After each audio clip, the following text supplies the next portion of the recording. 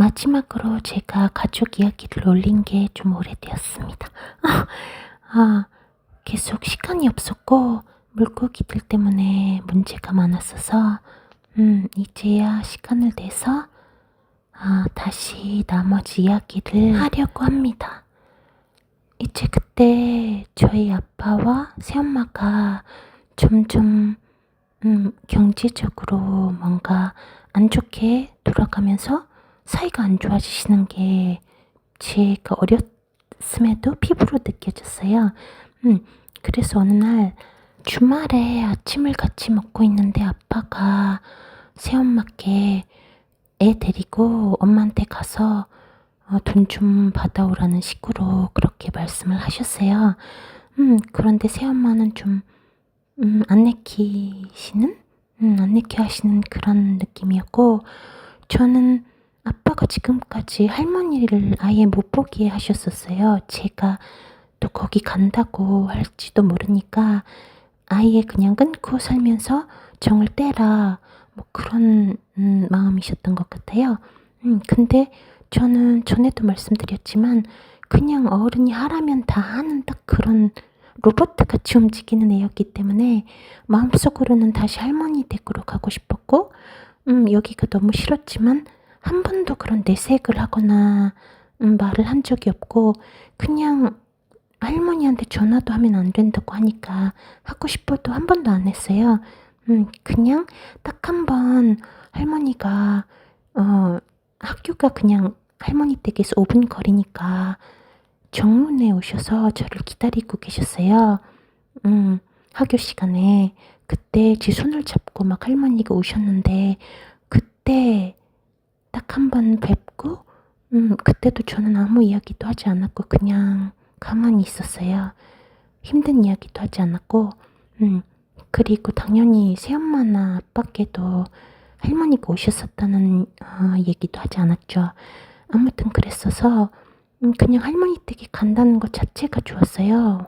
무슨 이유이든 간에. 그래서 정말 새엄마가 어느 날 며칠 후에 이렇게 준비를 해서 저를 데리고 할머니 댁으로 가시더라고요. 미리 전화를 하셨었는지 할머니가 제가 좋아하는 반찬들을 다 준비해 놓으셨어요. 이렇게 무슨 명절날처럼 상다리가 부러지게 차려 놓으셨어요. 저는 새엄마 요리가 맛이 없는 건 아니었지만 그래도 저희 할머니 요리가 훨씬 맛있고, 또 저희 아빠는 살찐다는 그런 걸 굉장히 안 좋게 생각하시기 때문에 제가 조금만 많이 먹어도 뭐라고 막 하셨어요. 절대 안 된다고, 돼지 된다고. 그래서 이 집에서는 항상 그냥 제가 먹고 싶은 만큼 먹은 적이 없어요. 아직 어린 아이인데도 불구하고.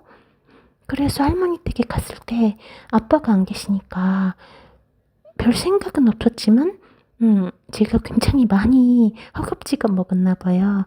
특히 할머니가 해주신 김이 정말 맛있거든요. 주미김 집에서 구운 거 있잖아요. 할머니는 또 계속 이렇게 더 해주시니까 밥도 더 먹어라, 이것도 더 먹어라 그러시니까 저는 그냥 새엄마도 아무 말씀도 안 하시길래 그냥 먹었어요. 그런데 나중에 이제 집에 가려고 나오는데 그때도 또 할머니가 바리바리 싸주셔서 반찬 그런 것들을 다 들고 오는데, 이제 제가 하나 들었죠. 새엄마 도와드린다고. 그런데 그때 저한테 굉장히 신경질적으로 "얘, 너 거기서 네가 그렇게 먹으면 내가 뭐가 되니?" 그러시는 거예요. 그래서 저는 좀 놀랐죠. 그런 말투를 저한테 쓰신 적이 없으셨거든요. 물론 예전에 말씀드린 것처럼 밖에 나갔을 때 사람들 앞에서 제가 "엄마, 엄마" 그러면 뭐라고 하셨어요. "내가 밖에선 엄마라고 하지 말랬지?" 그러셨을 때 쓰시던 말투? 그러셨는데 이번엔 좀 더 화가 나신 것 같은? 근데 이제 그때는 아직 어리니까 제가 그 총체적인 그림을 본 건 아니었겠지만 그냥 지금 생각해보면 그렇다는 건지 그때도 정말 알았던 건지 정확하게 기억은 나지 않지만 아무튼 그런 아빠가 시키신 돈을 얻어오라는 그런 것 때문에 상하신 자존심, 거기에 더해서 또 마치 제가 집에서는 밥을 굶기는 애처럼 먹었는지, 저는 몰랐지만 그렇게 느끼셨는지 할머니가 또 오해하실까 봐 새엄마는 또 그러시더라고요. 그런데 저는 아직 어리니까 그냥 속으로, 그때도 저는 말대꾸나 그런 건 하지 않았고 그냥 속으로 굉장히 서글펐어요. 아빠 집에 있으면서 밥도 제대로 못 먹고 제 기준으로는 맛있게, 드디어 이제 할머니 댁에서 마음껏 맛있게 먹는데 이걸 가지고도 뭐라고 하시니까 좀 서글펐죠. 그리고 그것보다 더 걱정이 되는 건, 혹시 이러면 집에 갔을 때 아빠한테도 다 말씀하시면 아빠가 저를 또 혼내시지 않을까? 왜 그렇게 많이 먹냐? 그럴까 봐 그냥 그게 굉장히 무서웠었어요. 그런데 다행히 아빠한테는 말씀 안 하신 건지 아니면 하셨는데 아빠가 그냥 중간에서 가만히 계신 건지는 모르겠지만 이 문제로 더 혼나지는 않았습니다. 그런데 이제 이걸 제가 지금에 와서 생각해 보면 이게 제3자에게 일어나는 장면이라고 상상을 해 보면요. 사람들이 분명 새엄마니까 저렇게 못됐다. 어떻게 애가 먹는 걸 가지고 그러냐. 대부분 그러실 거잖아요. 특히 우리나라 감성으로는. 그런데 제가 개인적으로 이렇게 객관적으로 생각을 해 보면 저희 새엄마가 그렇게 무슨 신데렐라 계모 그런 분은 아니셨거든요. 전혀. 그냥 평범하신 그 상황에서 그 입장에서 저에게 해 주실 수 있는 최대한으로 해 주신 것 같아요. 그런데 만약 그걸 이제 무슨 응답하라 1988 뭐 그런 드라마에서 엄마가, 친엄마가 그렇게 했다고 상상을 하시면요. 똑같은 장면, 똑같은 상황에서 예를 들어 덕선이 엄마가 시어머니께 그런 부탁을 드리고 돌아오는 길에 덕선이가 거기서 그렇게 먹었다고 치면, 물론 친엄마니까 그런 오해를 살 일도 없으시니까, 그러니까 애를 굶겼다는 뭐 그렇게까지 화를 안 내실 수도 있겠지만, 그냥 그 드라마 맥락에 그 캐릭터 성향에 걸쳐서 생각해 보면 그 친엄마도 개인적으로 짜증나는 일이 있으셨을 때 덕선이 친딸에게 그렇게 하실 수 있다고 저는 생각이 들거든요. 너 그렇게 먹으면 엄마가 뭐가 되니? 내가 너 굶겼는 줄 아시겠다. 이런 식으로. 그런데 만약 그게 친엄마가 그런 거라면 아무도 뭐라고 안 하잖아요. 그냥 오히려 얼마나 속상하면 저랬을까. 그런 반응들이 대부분이실 것 같아요. 그러니까 결국 친엄마, 새엄마를 놓고 똑같은 상황에서 다르게 보이는 경우도 있는 것 같아요. 제 생각에는. 물론 정말 나쁘고 잔인한 새엄마도 존재하지만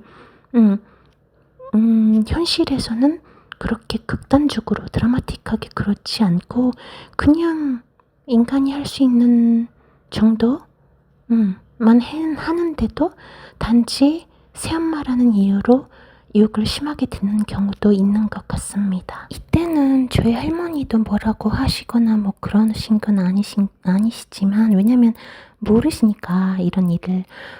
그런데 또 다른 일이 있었거든요. 이제 또 얼마 안 지나서 겨울 크리스마스 때가 되었어요. 그때도 이제 할머니와 다시 연락을 하고 지내는 그런 상황이었기 때문에 이제 크리스마스를 기념해서 할머니 댁으로 다 모인다고 고모들도 그래서 가야 하는 그런 상황이었는데 눈이 엄청 많이 내렸어요. 한방눈이 쌓이고. 그래서 교통체증도 심했고, 그런 상황에서 아빠가 갑자기 또 일을 하셔야 된다고 저희를 못 데려다 주신다고 택시를 타고 가라고 전화가 오셨어요.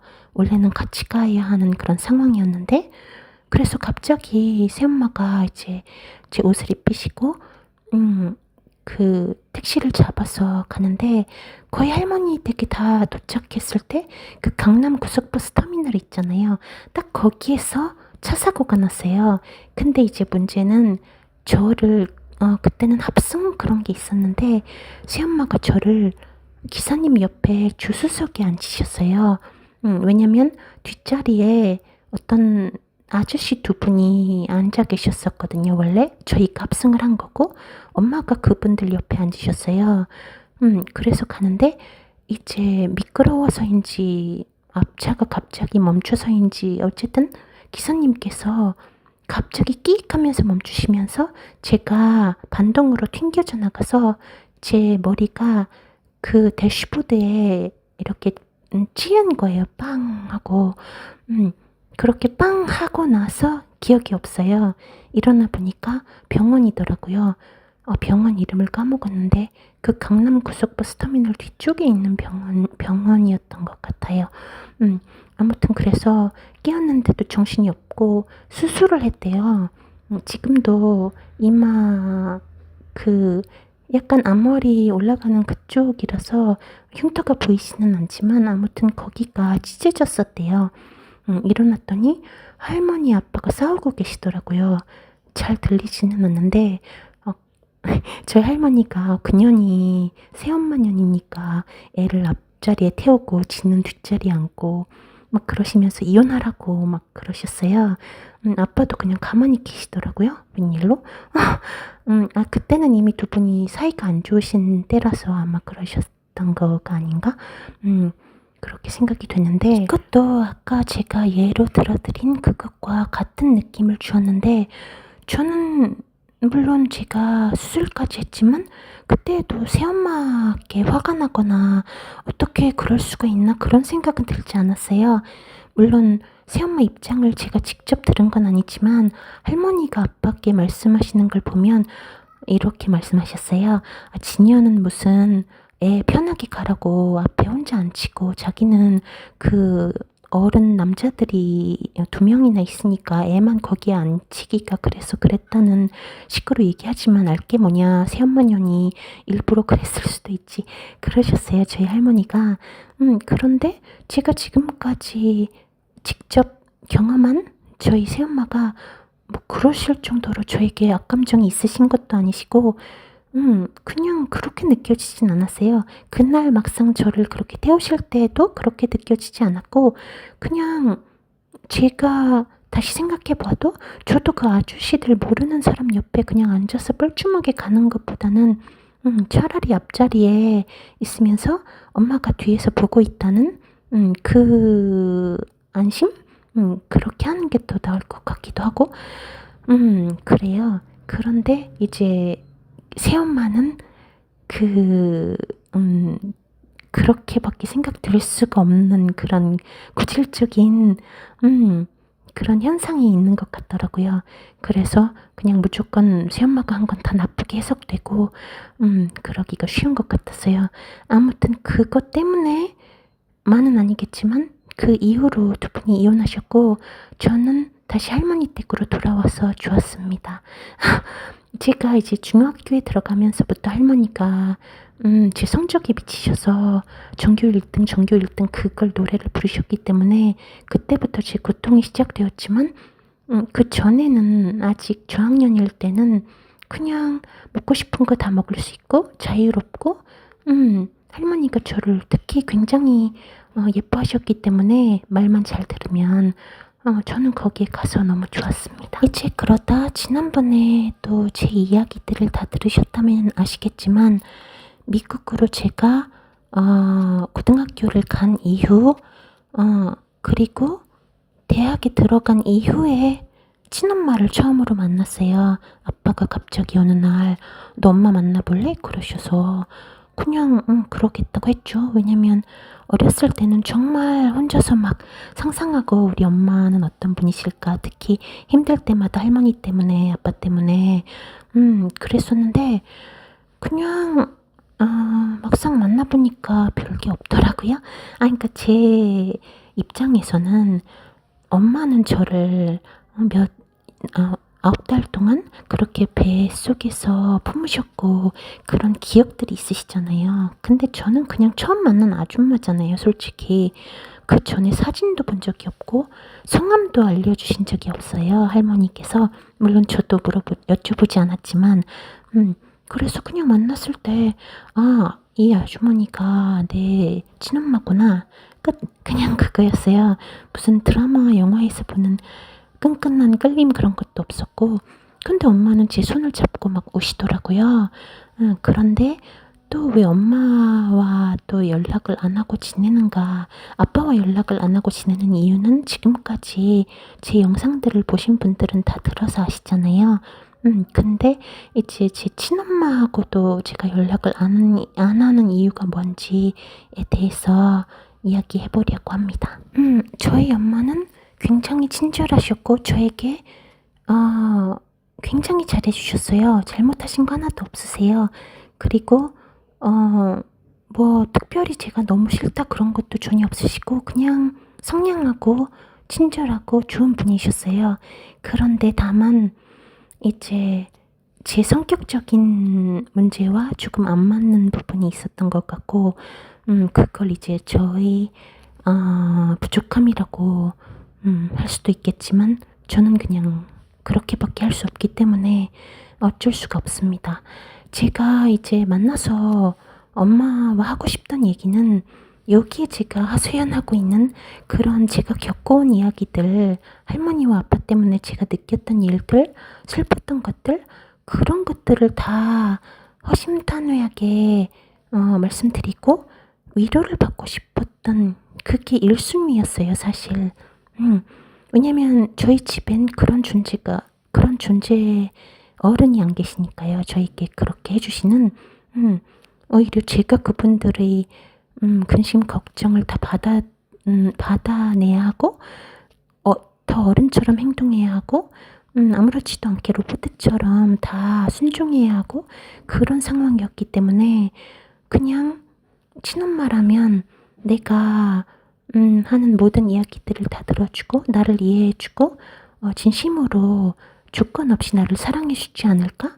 그 이유 하나뿐이었어요. 그 외에 제가 저희 친엄마를 찾을 이유는 하나도 없습니다.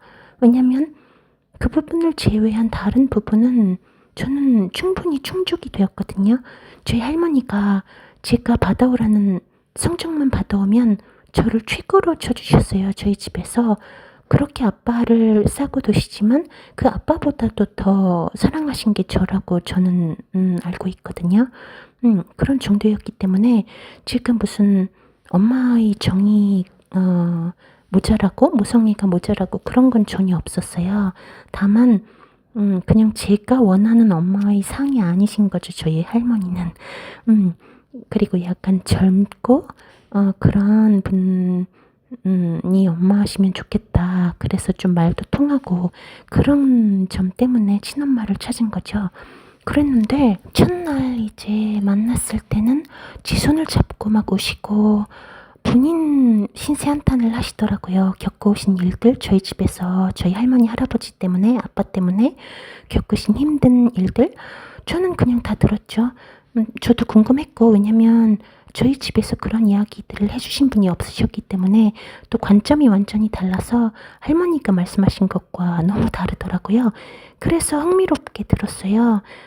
그런데 이제 그 다음번에 만났을 때 그때 제가 이제 미국에서 방학이라 잠깐 들어온 상황이었는데 며칠 후에 다시 미국으로 돌아가는 상황이었어요. 그래서 저는 이제 그런 낮에 카페나 음식점에서 만나서 이야기하는 건 한계가 있잖아요, 아무래도. 그리고 첫 번째, 두 번째 만남에서 못한 이야기들을 같이 호텔이나 그런 곳에 편하게 있으면서 밤에 같이 자면서 이야기하면 더 서로 솔직하고 더 모녀간의 그런 정을 나누면서 할 수 있을 거라고 생각했기 때문에 엄마께 엄마, 저랑 같이 하루만 호텔에 계시면 안 돼요? 그렇게 여쭤봤어요. 그게 이제 저희 엄마 가게가 그 갈비집이 광화문에 있는데 그 광화문 무슨 거리에서 이제 엄마랑 같이 사시는, 그러니까 엄마 남편 아저씨 그분과 엄마와 저와 셋이 길거리에 서서 저는 이제 아빠에게 픽업되기 바로 전에 엄마께 여쭤본 거였어요. 아저씨가 바로 옆에 계셨어요. 그런데 엄마가 못 들은 척 하시는 거예요. 제 말을 딴 얘기를 하시는 거예요. 그래서 어떤 분들은 진짜 못 들으신 거 아니냐 하고 말씀하시겠지만 아니거든요. 왜냐면 바로 옆에 계셨던 아저씨께서 그래 지인이랑 같이 호텔에 가서 있어 하루 괜찮아 그러셨어요. 그런데도 엄마가 못 들은 척을 하셨어요. 그래서 저는 더 이상 묻지 않고 집에 왔고 이제 마지막 인사를 전화로 했나?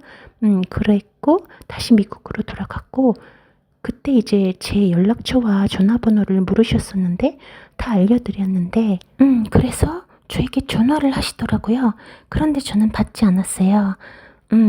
원래 저는 전화하는 걸 좋아하지 않아요. 지금도 약간 거의 전화 포비아 그런 정도고 특히 그때는 이제 저희 할머니, 할아버지, 아빠 뭔가 전화가 오면 항상 무슨 문제가 있었어. 신세 한탄, 무슨 욕, 누구 욕 그런 것 때문이기 때문에 아니면 뭐 한국으로 와라 이런 이야기이기 때문에 듣기 싫은데 거기에 반박을 할 수는 없는 제 성격상 그렇기 때문에 그냥 항상 자동 응답기를 틀어놨어요. 그래서 집에 없는 척 항상 응답기가 돌아가고 거기에 대고 이제 뭐라 말씀을 하시면 그걸 듣고 선별해서 이건 내가 받아야겠다. 이거는 안 받고 싶다. 이렇게 해서 하는 중이었어요. 원래도. 그런데 엄마가 딱 전화를 하셨는데 목소리를 듣는데 그냥 받고 싶지 않았어요. 그래서 받지 않았고 계속 그러니까 계속 하시더라고요. 전화를. 그러시면서 제가 한 번 받았어요. 그래서 이제 그때 제가 느꼈던 섭섭함을 말씀드렸어요. 그때 제가 하룻밤 같이 있자고 했는데 엄마가 아무 말씀도 안 하셨잖아요. 대답도. 그랬더니 내가 언제? 어머 얘 내가 언제? 난 그런 적 없어. 그러시는 거예요. 그런데 저는 황당해서 그냥 더 이상 얘기하지 않고 그냥 좋게 끊었어요. 그런데 그 다음부터 이제 다시는 안 받았죠, 전화를. 그랬더니 어느 날 밤은 주말이었는데 술 드시고 전화하셨는지 목소리도 이상하시고 내가 너한테 뭘 그렇게 잘못했니? 어떻게 이렇게 전화를 안 받니? 막 그러시는 거예요. 근데 저는 진짜 술 주정하는 사람은 세상에서 제일 싫어하거든요. 다행히 제 주변엔 그런 사람이 없었고 그냥 영화나 드라마에서 본 거지만 저희 아빠도 술을 드신 걸 저는 본 적이 없어요. 제 앞에서. 뒤에서는 모르겠는데 아무튼 술 주정하는 사람을 본 적이 없어요. 그래서 너무 싫더라고요. 더 싫어졌어요. 그래서 그냥 받지 않았고 계속 매일매일 무시하니까 어느 날부터 이제 전화가 안 오더라고요. 그래서 이제 끝났구나 했는데 다음번 방학에 제가 한국에 들어가는데 아빠가 저를 또 공항에서 픽업하시잖아요. 그런데 엄마랑 같이 오신 거예요. 두 분이. 그러시면서 제 등짝을 때리시면서 어쩜 그렇게 모질 수가 있니? 엄마가 그렇게 전화를 했는데 안 받을 수가 있니? 그러시는 거예요. 그래서 제가 다시 설명을 드리니까 왜 그랬는지 끝까지 본인은 그러신 적이 없다고 그러시는 거예요. 근데 그 말씀이 맞다면 지금이라도 같이 하루 있자라고 하셔야 하잖아요. 근데 절대 안 하시더라고요. 그래서 지금도 뭔지는 모르겠는데 그런데 이거 하나 때문만은 전혀 아니고 또 다른 이유들이 정말 많아요. 많은 건 아니지만 2개인가 더 있어요. 근데 그게 저한테는 굉장히 중요하고 큰 이유이기 때문에 저는 받아들일 수가 없고 지금 다 설명을 드리고 싶은데 보니까 영상이 끝날 것 같아서 다는 못하겠는데 하나는 다음번에 이어서 하려고요. 그런데 하나는 이제 그 엄마가 낳으신 딸들 그 중 하나 저랑 이름이 같은 지은이 그 아이와 관련된 이야기이고 또 하나는 저희 엄마가 약간 저희 할머니를 떠올리게 만드는 그런 저희 할머니 시즌2 같은 발언을 하셨는데 저는 그게 너무 싫었어요.